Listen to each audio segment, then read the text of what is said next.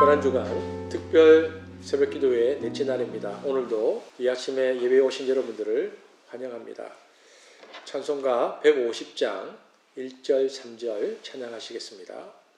갈보리 산 위에 십자가 섰으니 주가 고난을 당한 표라.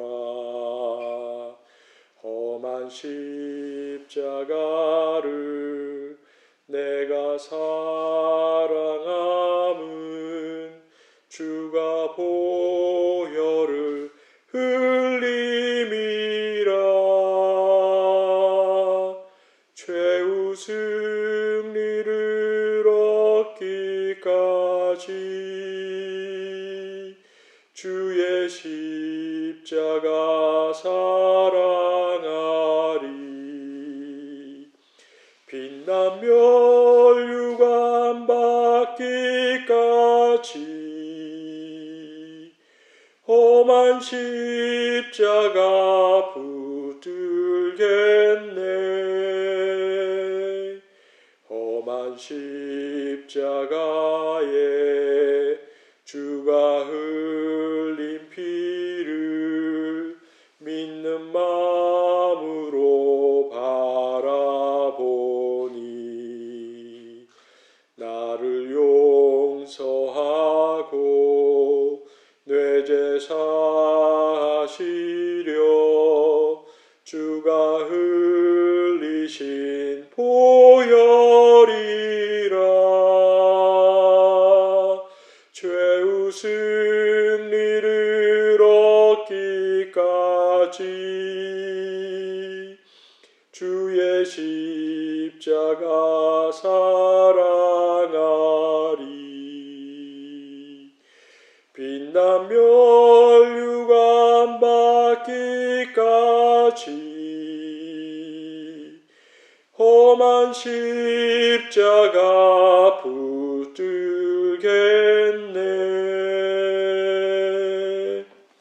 오늘 우리에게 주시는 하나님 말씀은 누가복음 23장 32절에서 43절까지 있는 말씀입니다. 하나님 나라 큐티 본문인데요. 누가복음 23장 32절에서 43절, 저는 35절, 37절, 39절을 읽겠습니다.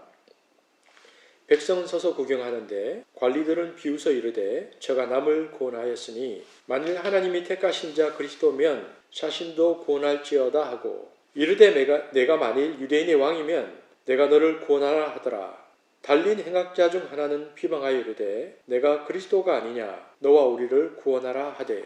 오늘 본문에 따르면 십자가에 달린 예수님을 빈정대거나 조롱한 사람들이 나옵니다. 세 종류의 사람들인데요. 관리들, 군인들, 행악자들입니다. 세 종류의 사람들의 예수님을 향한 태도는 거의 비슷했습니다. 관리들은 비웃었고 군인들은 조롱했고 행악자는 비방했습니다. 그리고 그들은 한결같이 예수를 향해서 당신이 그리스도인지 아닌지 확증을 보이라고 요구했습니다. 왜 유대 관리들이, 로마 군인들이, 행악자가 그렇다면 예수님을 메시아로 인정하지 않았는가? 한 가지였습니다. 저렇게 죽는 사람이 무슨 신인가 하는 것이었죠. 제가 다시 한번 35절, 37절, 39절을 읽겠습니다. 그들의 이야기를 들어보십시오. 백성은 서서 구경하는데 관리들은 비웃어 이르되 저가 남을 구원하였으니 만일 하나님이 택하신 자 그리스도이면 자신도 구원할지어다 하고. 37절입니다. 군인들도 희롱하면서 나와 신포도주를 주며 내가 만일 유대인의 왕이면 내가 너를 구원하라. 39절에 보면 달린 행악자 중 하나는 비방하여 이르되 내가 그리스도가 아니냐 너와 우리를 구원하라 하되, 당시 구경하던 유대인들이나 군인들이나 같이 매달린 강로나 똑같이 예수의 메시아 되심을 인정하지 않는 이유는 그가 초라하게 죽어가고 있었기 때문입니다. 십자가 밑으로 지나가는 많은 유대인들이 머리를 절레절레 흔들면서 비웃는 것이 무엇입니까? 네가 메시아이면 너나 그 위에서 내려와 봐라. 이것이 그 당시의 사고방식이었습니다. 당시에 이들의 이런 상황을 고린도전서 1장 23절에서 24절에 바울은 정확하게 짚었습니다. 바울은 이렇게 말합니다. 우리는 십자가에 못 박힌 그리스도를 전하니 유대인에게는 거리끼는 것이요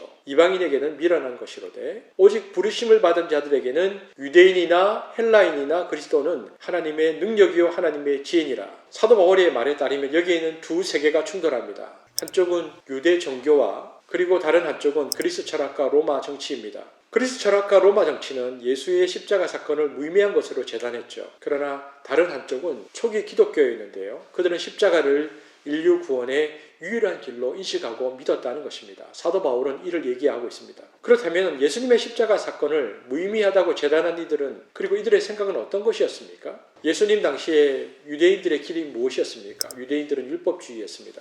예수님 말씀이 율법주의에 어긋난다고 무시하고 밟고 예수님까지 죽였습니다. 그것이 유대인들이었죠. 그리스 사람들의 길은 철학이었습니다. 그들은 지식을 많이 쌓아 우주의 도를 깨달아야 구원을 얻는다는 그것이 논리적이라고 생각했습니다. 그리고 윤리를 통해 선을 행해야 구원을 얻는 것이 이치에 맞다고 생각했죠. 그래서 예수를 마음속에 구원자로 받아들이기만 하면 누구든지 구원받는다는 복음은 그리스 사람 입장에서는 말이 안 되는 것이었습니다. 철학의 논리로 보면 이 복음은 어리석은 것이었죠. 논리에 맞지 않는 것이었습니다. 로마 사람들에게는 어떻게 받아줬을까요? 황제 숭배 사상을 통해 로마 제국의 통치 이데올로기를 신격화시키고 절대화시키는 로마 입장에서는 기독교 세력은 반시민이었습니다. 반제국의 시민이었죠. 그래서 정치적으로 제국을 위태롭게 한 이들로 여겼습니다.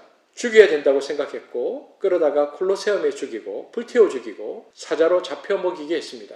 황제가 신이라고 주장하고 끔찍하게 공개적으로 죽였죠. 그래야 저항을 못하기 때문입니다.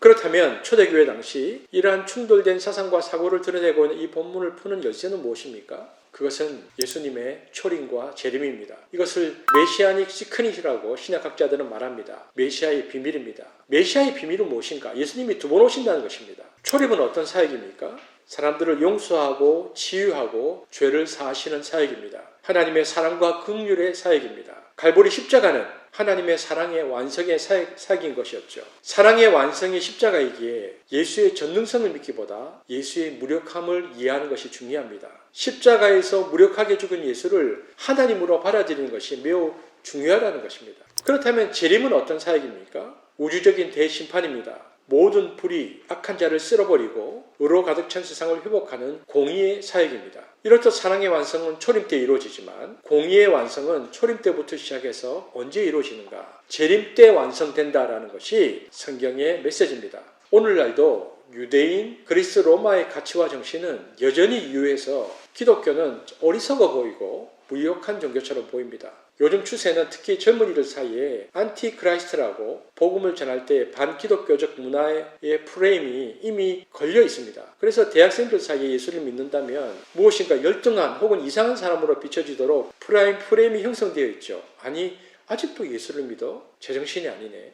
이처럼 이 사회에 반기독교적 프레임이 걸려있기 때문에 그것을 넘어 예수를 믿는다고 공개적으로 드러내고 떳떳하게 신앙생활을 한다는 것이 그들의 표현으로는 보통 예수 환자가 되지 않으면 힘든 세상이 되었습니다. 하지만 그런 세상 속에서도, 그리고 2000년 전 그렇게 생각하고 있었던 초대교회 속에서도 이 메시아닉 시크릿을 아는 자는 초림과 재림 사이를 기다리며 버텨낼 수 있습니다. 이미 하나님 나라는 시작되었고 완성을 향해서 나아가고 있기 때문입니다. 그 과정 속에 세상의 모든 논리와 철학은 메시아닉 시크릿을 모르는 무지의 선고들입니다. 그러므로 하나님의 말씀이 때로는 무력해 보이더라도 이상하게 여기지 말고 실망하지 말고 시험에 들지 않고 끝까지 나아가야 합니다. 더 나아가 그런 일이 많아지는 시대를 만나도 더 풍성한 하나님 나라를 누려야 합니다.